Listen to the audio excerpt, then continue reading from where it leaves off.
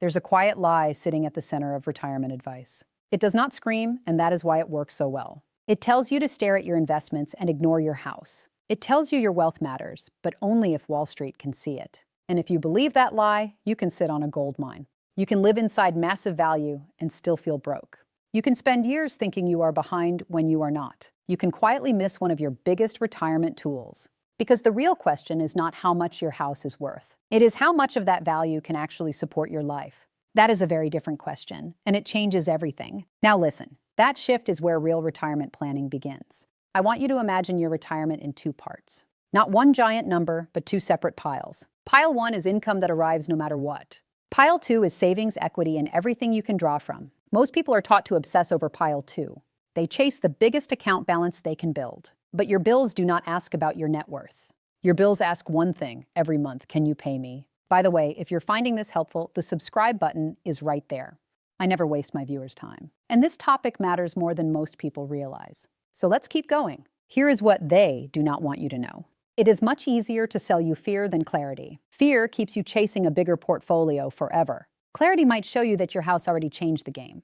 If you own a home that rose in value for years, look closer. You may not just have a place to live, you may be sitting on hundreds of thousands of dollars. In some areas, that number is already near $1 million. But equity is strange. It can make you look wealthy on paper and stressed in real life. It sits there quietly, trapped in walls, doing nothing for groceries. It does nothing for prescriptions, taxes, or the power bill. That is why this matters so much in retirement.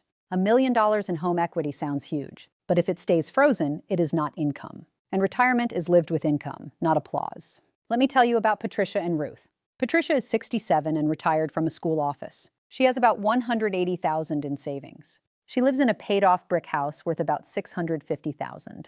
Ruth is 65 and worked in regional sales for years. She has close to $900,000 in retirement accounts. She also owns a beautiful house worth $1.2 million.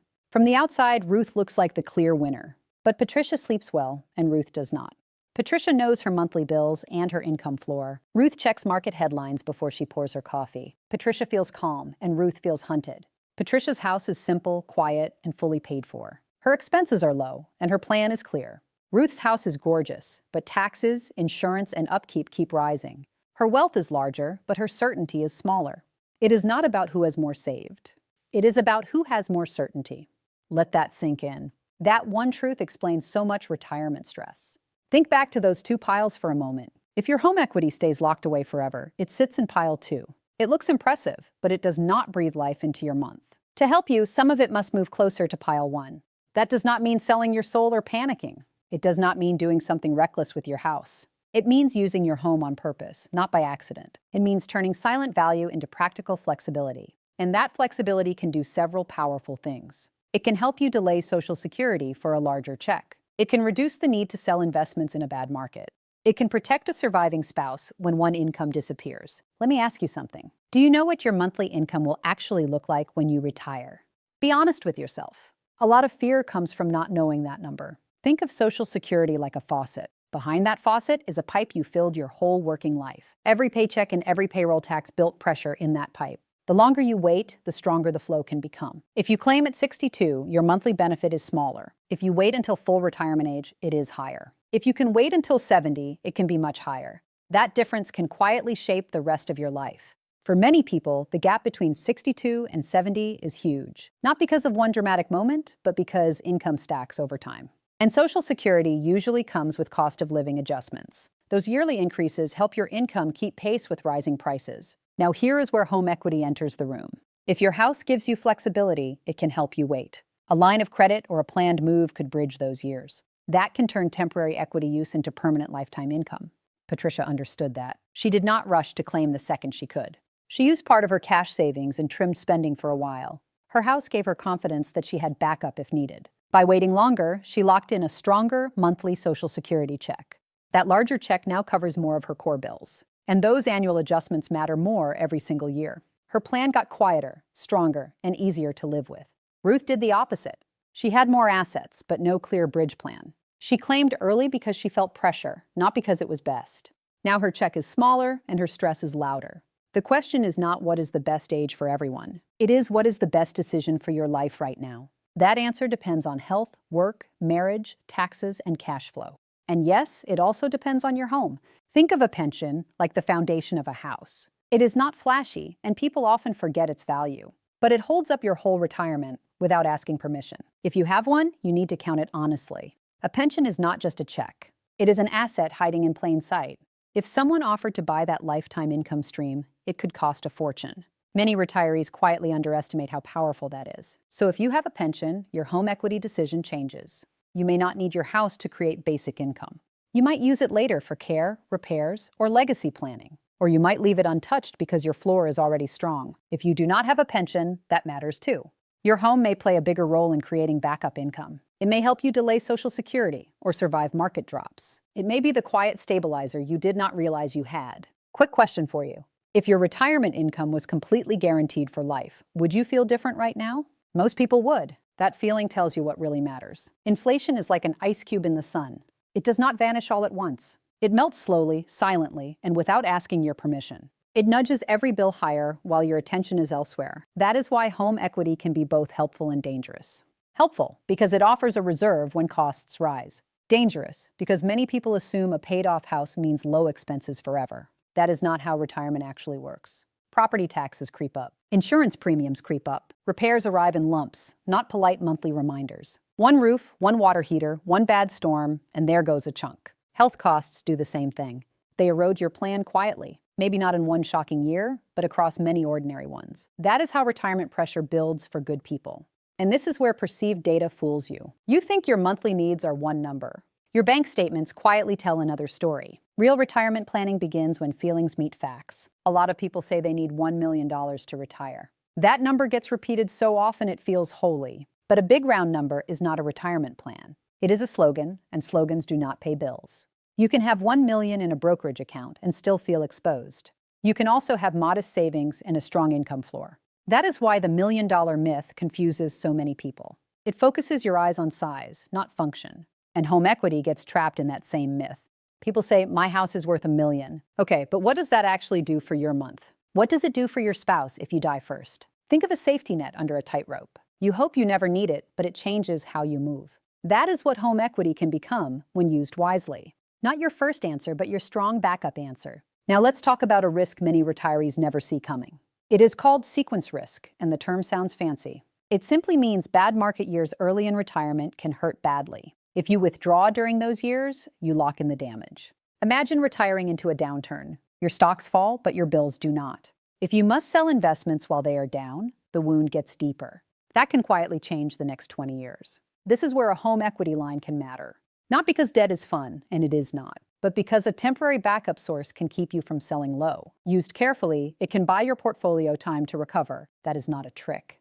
It is not magic. It is just using different tools for different seasons. And retirement rewards flexibility more than pride. I want to know this. Have you ever felt like you were doing everything right, but still felt behind? You are not alone. A lot of that feeling comes from measuring the wrong things. Now listen carefully, because this part matters. Unlocking home equity is not the same as rating your future. A bad decision can hurt you. A wise decision can stabilize your entire retirement.